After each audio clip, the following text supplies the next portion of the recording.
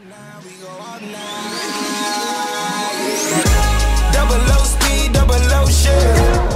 is going on? Ready for the SLAP Train, and welcome back today, guys, to the channel. Need for Speed Payback has officially been announced November the 10th, 2017. This year, man, we are getting it this year, and I could not be more excited for this release. And we're actually going to go through a trailer breakdown, kind of frame by frame of the things that I thought were really interesting on this trailer, because there was a few things that once you actually slowed down or stopped on the frame, you really kind of seen a lot more than face value. So we're going to go through all of those clips, give my 2 cents on it. And I do want to say I apologize for how late this is coming out. I know what you guys think right now. Slap game came out Friday. What the hell is going on, man? This is coming out on a Monday. Just so many things came out this weekend. I had Dirt 4 land in my lap. Need for Speed came out the same day, and just so many things happened. I put my new Mishimoto Rad into the G35. That took longer than expected. So just things piled up, and just did not get a chance to get this out. So I do apologize, but we are here back today, and I made up for it a little bit, man. I actually went through Need for Speed's Twitter and pulled some tweets that I thought you guys may not know already. So the first one is coming. PC launches same day as consoles. Master Race pitchforks can be put down. I like that one. So we know now it's coming out the same time. They also confirmed that Snapshot Pro is returning, which again, huge thing. We got that free roam camera, take photos online. Last year's Need for Speed, the cops were so easy to get off. Somebody mentioned about that, can they be taken out? And it says you're going to need to find a new way to get them off your tail somehow. So that could mean, possibly destructive environments, almost like we had in Need for Speed Carbon back in the day. That would be pretty cool to see come back. We also had a tweet here talking about the open world. Is it going to be free roam? Is it going to be, more of a story driven? And it said that it's going to be an open world game, which is, again, great news. They did say that the cops won't be as easy, said bring your A game, and I love how active they are on their Twitter account. I really do.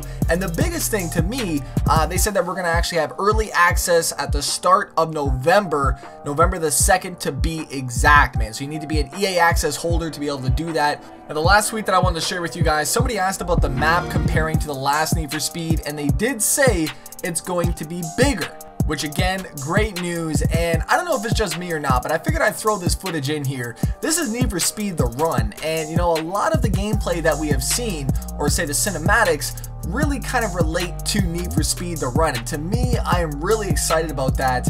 The question though is, are we going to see the same kind of button pressing sequences that we had in Need for Speed The Run? If it's in there, I think it's going to be a good feature to add. Adds a little bit more kind of interaction to the cutscenes myself. We get our first taste of Need for Speed right here, man. After that semi just blows through, T-boning them. And when was the last time you remember seeing fire in Need for Speed, man? Don't worry, I'll wait. We then transition to a beautiful Conan set getting loaded up into a trailer. And, these trailers are really kind of an interest to me, because I would love to be able to see these on the road actually driving around. I think it would be a really cool feature.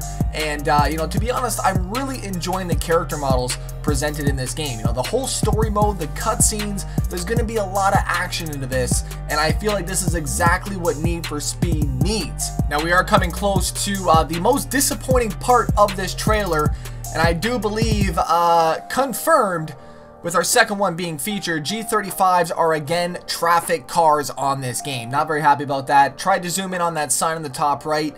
Couldn't really see much of that. Unfortunately, it was all kind of just blurry. Harbor. We're going to have a harbor in this game, apparently, all right? I mean, I was just looking at the signs.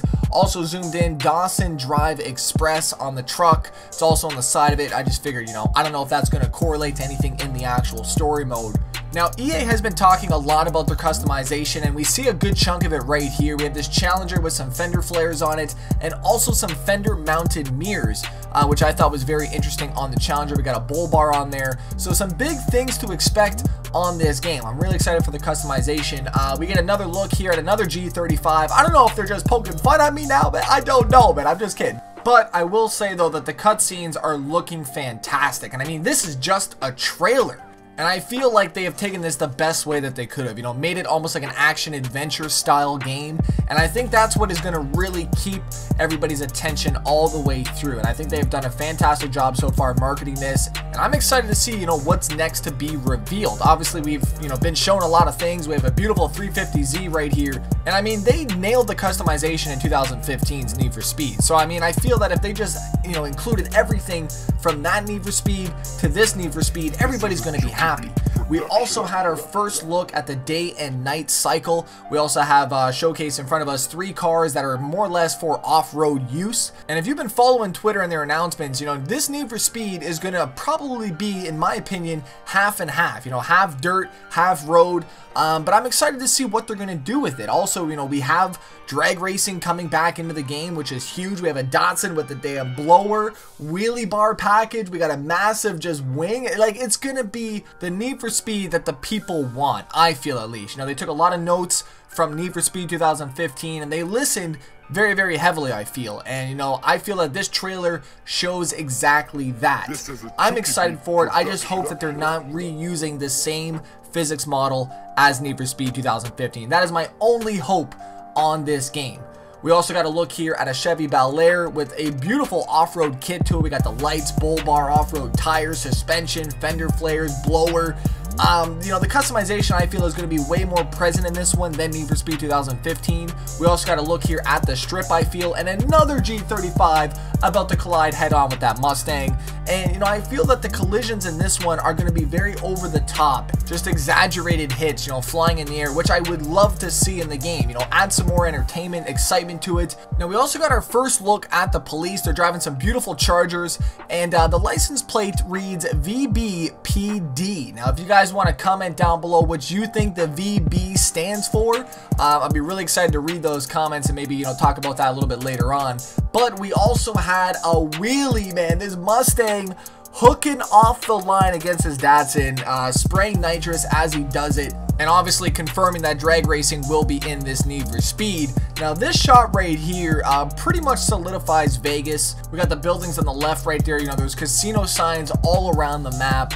I gotta say though, for a final thoughts on this whole trailer, it definitely came out of left field. I was not expecting Need for Speed to go this direction, but I'm very happy that they did, because this is really bringing back the excitement, to me at least, from the older Need for Speed, you know, where we would have story modes in, you know, the games like Need for Speed Carbon, Need for Speed The Run, Most Wanted, you know, the list goes on and on.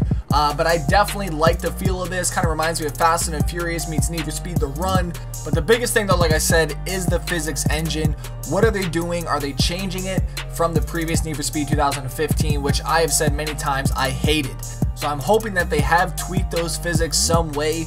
I'm also hoping for wheel support on this one. We didn't have it on the last Need for Speed, so hopefully we will on this one. We have the day and night cycle coming back in, you know, online's coming back.